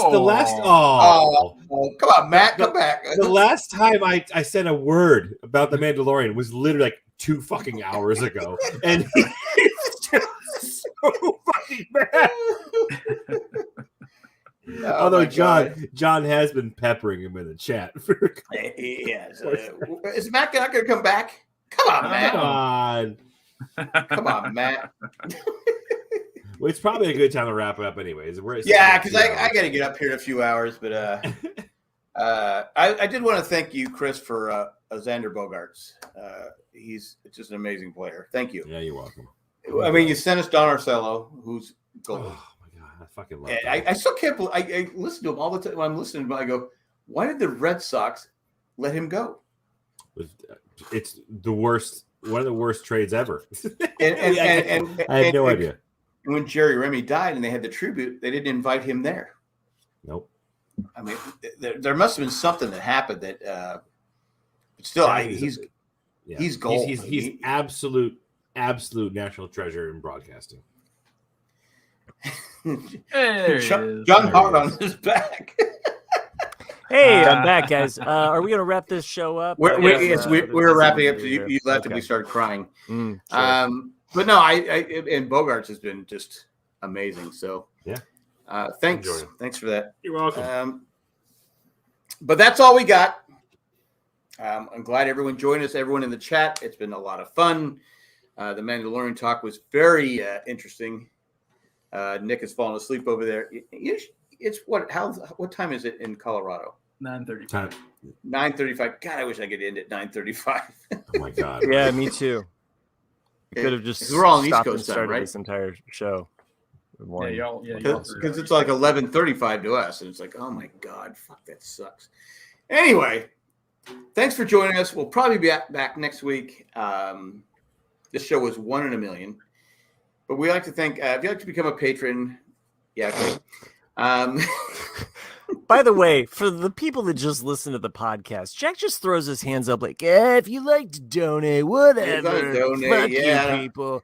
Yeah, I mean, I don't like doing this part. I don't like I'm not a salesman. I'm not Michael. If you want to give us some money, go ahead. If you don't want to, we're not going to hold it against you. No, well, we will, but that's okay. Just trying to pay for Jack's Hulu addiction. Hulu, yeah. I won't eat this week because my wife paid for Hulu, but that's okay. She paid the extra $5 for Hulu. I go, okay, I guess we'll have to go without air conditioning this week or heat because the weather is going to be 85 tomorrow, and on Saturday it's going to be 49. What the fuck's going on here? Welcome to New England. It's like that all the time. It's ridiculous. But if you'd like to become a patron, you go to jayandjack.com, little button to become a patron. But this time we're going to thank Eckhart Rittner Glaffeler, Maggie the Magnificent. Did we have any emails? No, you don't say that right now. Too late. Any emails? Next show. Too late. That You're halfway through the fucking patrons, dude. You can't. Thank you, Maggie the Magnificent. Joanne with the plan. And thank you, Ed the Late. Creepy little Poopeh Perry Poopeh Poopeh Doody. It's a Poopeh. Poopeh. This is the Poopeh. Oh, I forgot to mention. I thought my grandson was saying. What the fuck? My youngest grandson. Ashton, I need to just become the producer so I can end the show like. I thought he was saying earlier. It's a cute story. Just relax. I thought he was saying Papa. This is the Poopeh. Papa. I said he's saying my name, Papa, because I work with him saying it. Actually, I think he's saying Kaka. Oh, so that actually is your name. He's actually been calling you shit this whole time. Yeah. So it's a whole shit story. I see. But yeah, I was all excited. Connects, and then it's like a Mandalorian episode. But thanks for joining us. We'll be back next week with more exciting tales from the crypt and where that came from. That's all I got. Thanks for watching. Subscribe and tell a friend. Bye, everybody. Don't forget, the squeaky gears get the oil. Get lubed, John. Get lubes. Sometimes you need the lube.